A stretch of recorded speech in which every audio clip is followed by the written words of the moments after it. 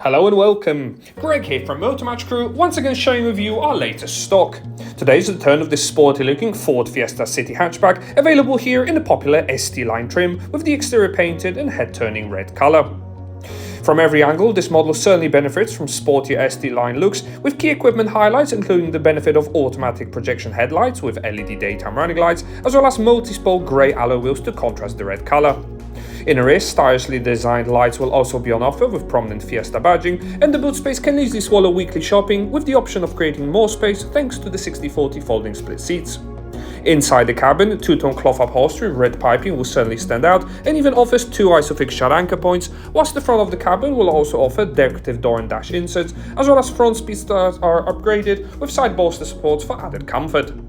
The driver will certainly appreciate this leather-wrapped multifunction steering wheel, which benefits from cruise control and speed limiter, as well as a power digital instrument cluster. There's a digital speedo on offer, as well as a number of driver assist functions such as those on the screen.